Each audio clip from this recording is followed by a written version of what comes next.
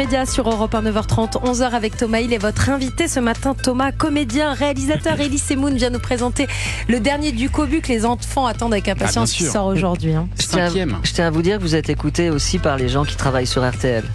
Je viens d'avoir un beau texto de Flavie Flamand. On l'adore. Qui me dit: j'ai perdu ma mère, je ne l'ai pas retrouvée depuis. C'était en effet très beau. On l'adore. Les gens d'RTL, je vous félicite de ce choix.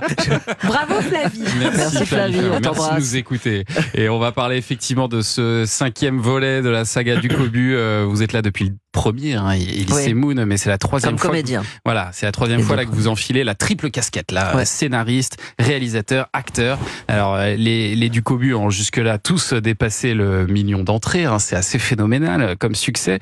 Et en même temps, j'imagine que là, vous avez une pression, il y a une remise en question à chaque fois. Oui, j'ai peur. Bah oui, c'est normal. J'ai peur. Aujourd'hui, c'est la sortie, donc c'est vachement important. Malgré qu'on ait fait des avant-premières, environ 40 000 personnes qui l'ont vu déjà. Mais quand même, la vraie sortie, c'est là.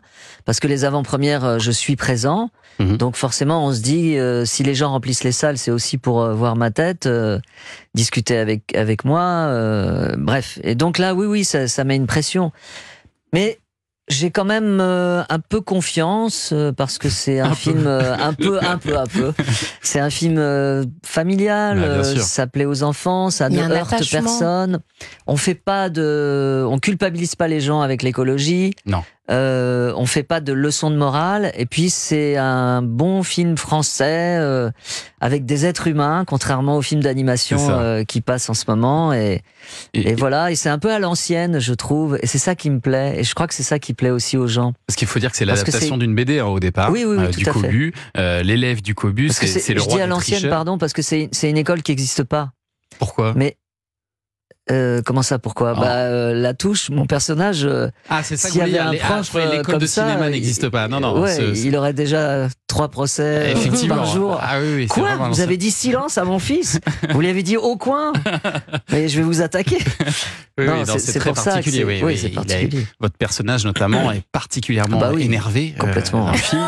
Il a tous les défauts du monde, d'ailleurs, je pense. Il est lâche, il est radin, il est colérique. Il est lâche, il est radin, il est colérique. Mais c'est un personnage de petites annonces. Oui. C'est une lavette face à sa mère. Une lavette, mais vraiment une lavette. Mais il faut dire que la mère, elle fait très peur quand même. La mère est terrible. Si j'avais une mère comme ça. Mais quel succès auprès des femmes, ce monsieur Latouche-là. Oui, c'est dingue. Il séduit la prof de gym. Ça, on comprend pas. Parce qu'elle est. En fait, c'est Caroline Anglade qui interprète la prof de gym. Elle est obsessionnelle. Elle aime les moustaches. Et donc lui, il a une magnifique moustache et elle s'intéresse à sa moustache. Donc c'est pour ça qu'elle est dingue de lui. Elle est dingue de lui. Mais ça rend jalouse Mademoiselle Rateau, qui est interprétée par Émilie Kahn, qui est sa dulcinée. Sa future épousée. Donc ça provoque tout à fait. Donc ça provoque des scènes de jalousie assez marrantes. Et alors dans ce nouveau film, pour la première fois, du Cobu va changer de pull. Fini le jaune. Il passe. C'est la manière dont tu il est toujours habillé pareil du Cobu. Ça n'a jamais étonné personne, mais bon, là il passe au vert.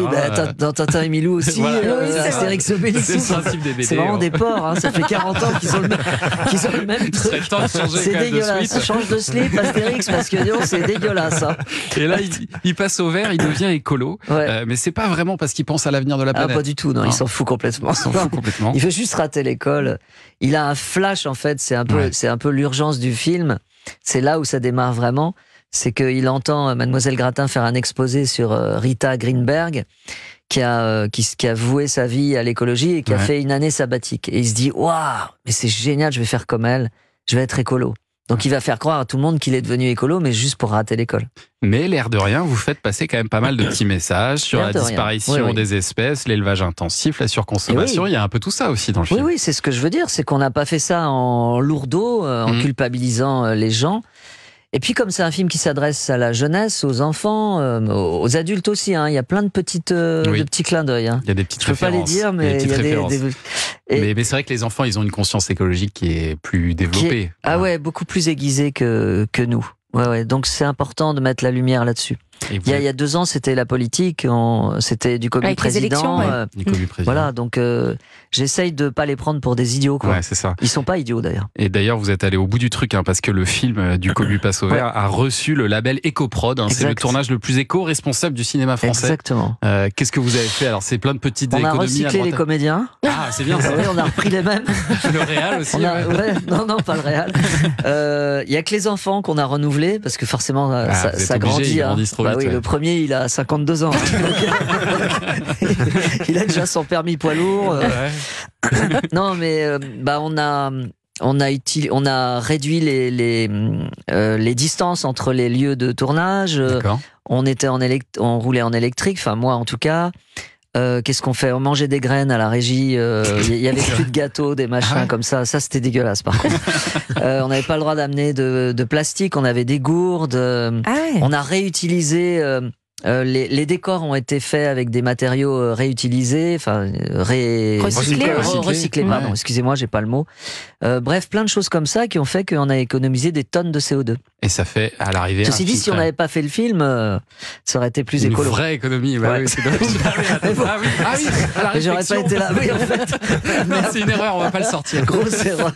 Merci beaucoup. Et du Cobu passe au vert, on va continuer à en parler. C'est en salle aujourd'hui.